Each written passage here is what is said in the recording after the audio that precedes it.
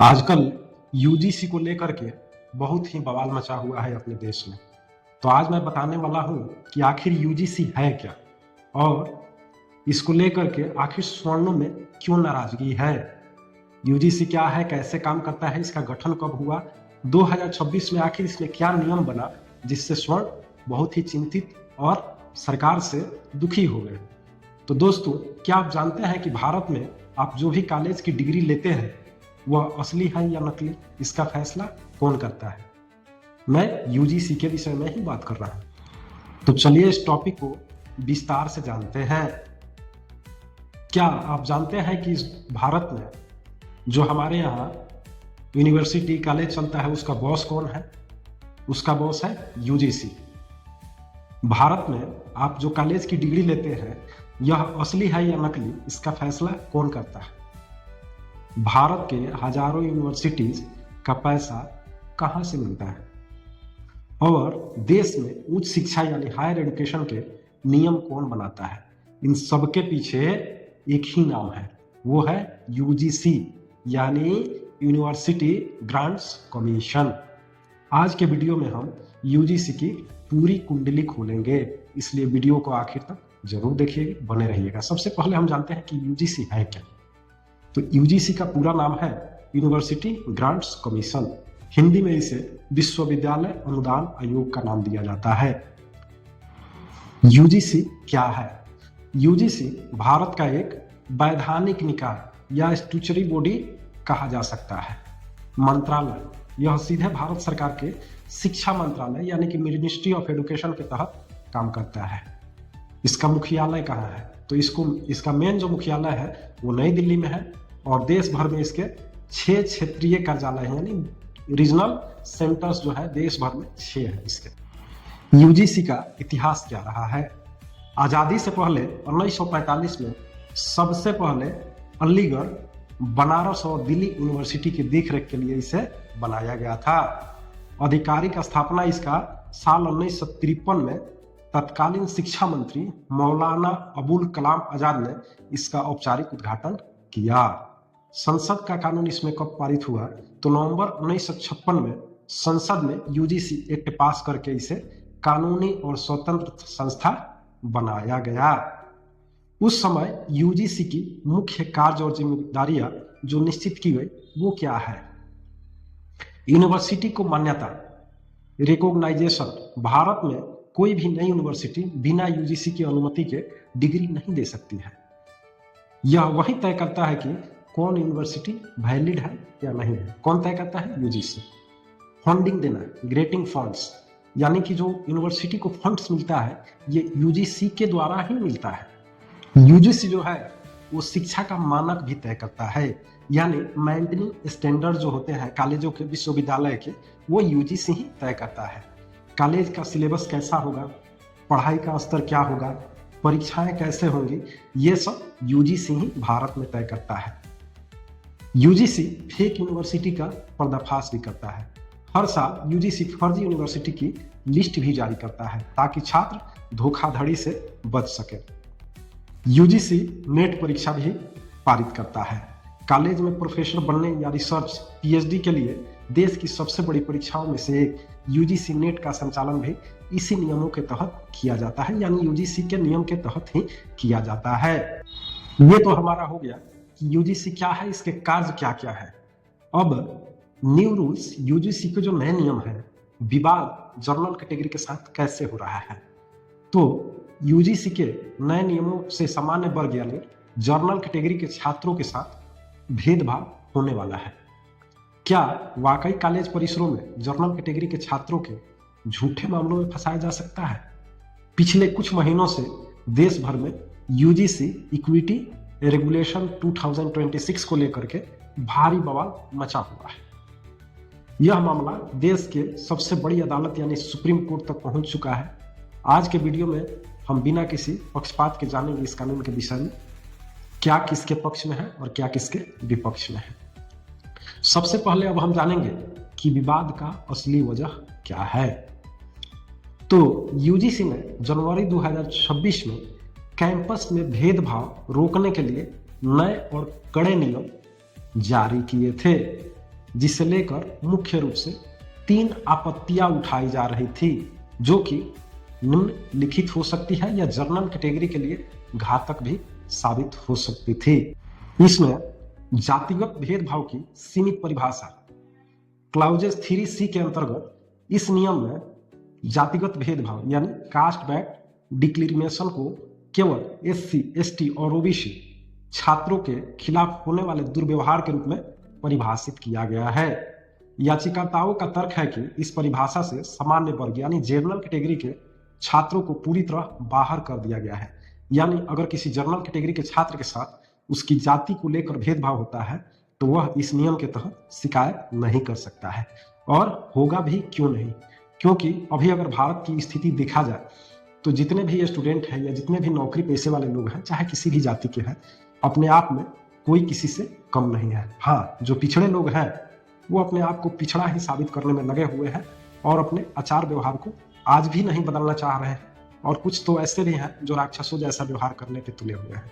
तो ये परिवर्तन तो उनके ही हाथ में है कि हम अपने आप को कैसे बदल सकते हैं। सरकार इतनी सुविधा दे रही है, बावजूद उसके हम नहीं बदल रहे हैं, तो ये हमारी कमी है। दूसरा मामला उपट कर आ रहा है कि झूठे मामलों पर कोई सजा नहीं होगी। यूजीसी का दूसरा जो टॉपिक है, ये झूठे मामलों पर कोई सजा नहीं देगा। किसके लिए? सिर्फ सामान्य वर्ग के लिए। इस नए ड्राफ्ट में झूठे मामला पर सजा देने वाले पुराने प्रावधान को हटा दिया गया। मान लीजिए कोई SC, ST या OBC का लड़का है, किसी जनरल कैटेगरी के लड़के पर कोई झूठा मुकदमा करता है, FIR करता है या उसको फंसाता है, जब वो साबित हो जाता है कि ये झूठ बोल रहा है, उसके बाद भी उसका बाल भी बाका नहीं होगा, ना ही उसको कोई सजा मिलेगी, ना ही उसको कोई अर्थ का प्रावधान होगा। तो ये चीज तो सरासर गलत है।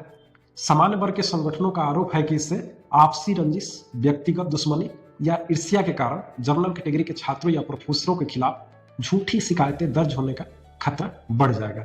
अभी ये कानून सिर्फ सरकार पारित की थी, लागू नहीं की थी, तभी कई मामले देखने को मिल चुके हैं। कई बड़ी बड़ी यूनिवर्सिटी में ये मामले शुरू हो गए थे, क्योंकि लोगों के दिमाग में ये चीज है कि हम अगर ऐसा करते हैं तो हम बड़े हो जाएंगे, अगला छोटा हो जाएगा, अगला का लाइफ हम खराब कर सकते हैं। तो ये जो यूजीसी है स्वर्ण के खिलाफ ही है, स्वर्ण के खिलाफ एक काला कानून ही समझ लिए तो उससे कम नहीं है। तीसरा पॉइंट आता है कि त्वरित पुलिस कार्रवाई का क्या नियम है। तो त्वरित पुलिस कार्रवाई का नियम ये होगा, इन नियमों के अनुसार शिकायत मिलने पर संस्थान के प्रमुख को उसी दिन FIR दर्ज करानी पड़ सकती है। यानी जिसके खिलाफ SC, ST या OBC का लड़का अगर कोई शिकायत दर्ज करता है तो उसी दिन FIR दर्ज होगी, जिससे जनरल कैटेगरी के छात्रों को डर है कि बिना पूरी जांच के उन्हें दोषी मान लिया जाएगा। इसका नियम यह भी है कि 7 से 15 दिन में बिना किसी कार्रवाई के, बिना किसी सूचना के जनरल कैटेगरी के छात्र को उठाया जा सकता है, यानी कि उसको जेल में डाला जा सकता है। अगर केस करने वाला, FIR करने वाला झूठा साबित हो भी सकता है तो भी उसे कोई सजा का प्रावधान इस नियम के तहत नहीं है। इस कानून के इतिहास को और राजनीतिक दृष्टिकोण को समझना भी बेहद जरूरी है। 2012 के नियम में UPA सरकार यानी कांग्रेस की सरकार सबसे पहले साल 2012 में कांग्रेस के नेतृत्व वाली UPA यानी कि कांग्रेस के साथ में जो छोटे मोटे दल होते हैं वो भी साथ में थे, दौरान UGC promotion of equity regulation 2012 लागू किए गए थे। उस समय ये नियम मुख्य रूप से केवल SC और ST छात्रों की सुरक्षा तक सीमित थे और यह एक एडवाइजरी यानी केवल सलाह के रूप में थे, जिसमें सख्त सजा का प्रावधान नहीं था। ये 2012 में कांग्रेस ने मुद्दा उठाई थी। अब 2026 में ऐसा क्या नियम लागू हुआ, इसमें क्या संशोधन बीजेपी सरकार कर रही थी जिससे स्वर्ण समाज में काफी नाराजगी और प्रोटेक्शन वगैरह का नौबत आ गया। 2026 के नए नियम में भाजपा सरकार ने सुप्रीम कोर्ट में चल रहे एक मामले में अबिदा सलीम तड़वी बनाम भारत संघ, ठीक से सुनिएगा, अबिदा सलीम तड़वी बनाम भारत सरकार के निर्देश के बाद वर्तमान सरकार के तहत UGC ने जनवरी 2026 में इन नियमों को बेहद कड़ा और वैधानिक बना दिया, जिससे नियमों का पालन न करने वाले कॉलेजों की फंडिंग रोकने तक का प्रावधान है। सही से सुनिएगा, 2026 का नियम जो है भाजपा सरकार के द्वारा सुप्रीम कोर्ट में चल रहे एक मामले में अबिदा सलीम तड़वी बनाम भारत संघ के निर्देश के बाद वर्तमान सरकार के तहत UGC ने जनवरी 2026 में इन नियमों को बेहद कड़ा और वैधानिक बना दिया। जिसमें नियमों का पालन न करने वाले कॉलेजों की फंडिंग रोकने तक का प्रावधान है। इसी वर्ष जनता और विभिन्न संगठनों के सुझावों के बाद इसे स्थगित किया गया है। और जो सरकार के विभिन्न सलाहकार होते हैं, जो मंत्रियों के सलाहकार होते हैं, उनके सुझावों के बाद इनमें ओबीसी को भी शामिल कर दिया गया है। यानी एससी एसटी तो पहले से था ही, अब ओबीसी भी शामिल हो गया। किसके खिलाफ? जर्नल के खिलाफ। तो जर्नल कैटेगरी में मैं बताते चलूं कि कितने कास्ट आते हैं। तो भूमिहार है, राजपूत है, ब्राह्मण है, लाला है, बनिया है, कुछ मुस्लिम में भी कास्ट आ जाते हैं, जैसे खान वगैरह जिनका टाइटल होता है, ये सारे लोग जर्नल कैटेगरी में आ जाते हैं। और इनके खिलाफ जितने भी बैकवर्ड क्लास की जातियां हैं, कोई भी ब्लेम लगा करके इनकी पढ़ाई को नस्तो नाबूद भी कर सकती है, खत्म भी कर सकती है। यही यूजीसी एक्ट 2026 है। अभी जो है इसमें कौन कौन नियम लागू है और सुप्रीम कोर्ट का केस करने के बाद क्या स्टैंड है, ये भी जानेंगे। नियमों पर सुप्रीम कोर्ट की स्टे लगी हुई है। 29 जनवरी 2026 को सुप्रीम कोर्ट ने इन नियमों पर अंतरिम रोक लगा दी थी।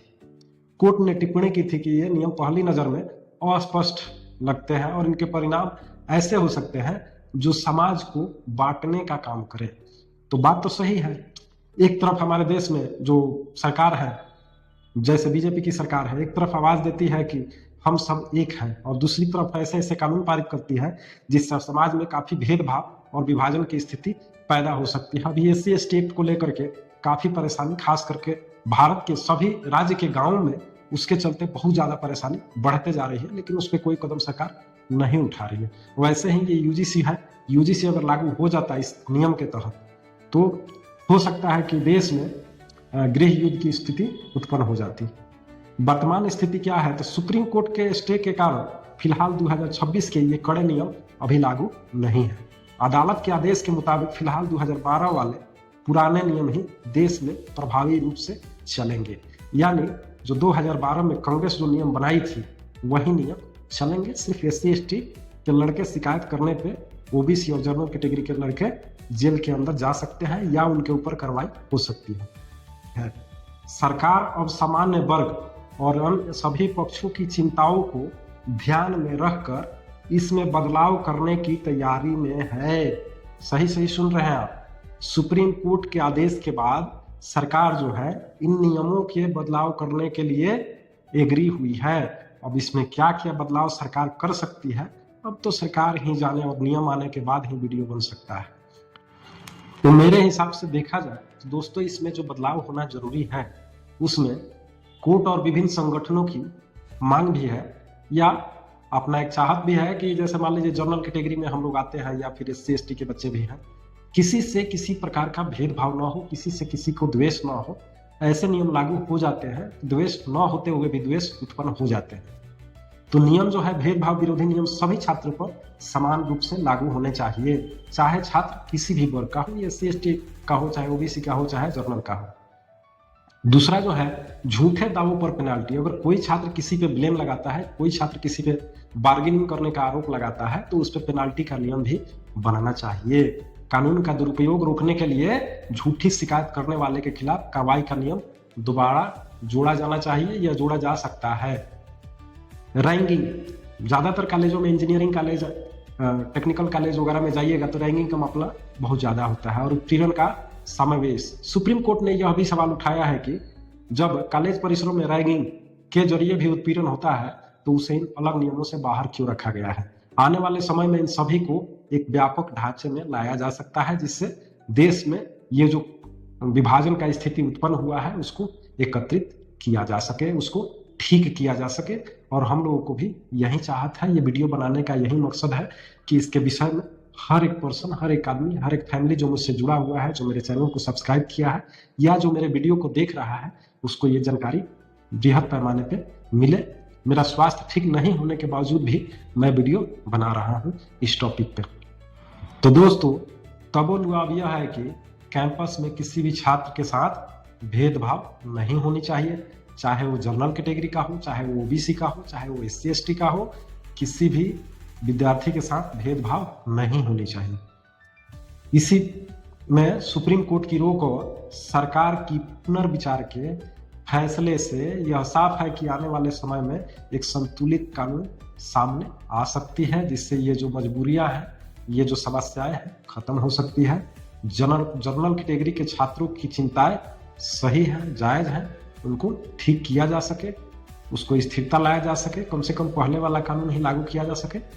आज देश में हर कैटेगरी के लोग परेशान हैं, हर कैटेगरी में गरीब है, हर कैटेगरी में समस्याएं हैं, लेकिन सिर्फ SC ST को आगे करके और ST ST में कुछ वैसे ही कास्ट हैं जो इसका लाभ उठाते हैं, बाकी तो वैसे के वैसे ही आज भी पड़े हुए हैं।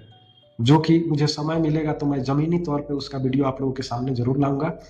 तो ये वीडियो कैसा लगा कमेंट सेक्शन में अपना राय जरूर साझा कीजिए, वीडियो को लाइक कीजिए और चैनल को सब्सक्राइब करना ना भूलिए, ताकि ऐसे ही जानकारी पूर्वक आपकी वीडियो मिलता रहे। तो आज के लिए इतना ही, धन्यवाद, जय हिंद।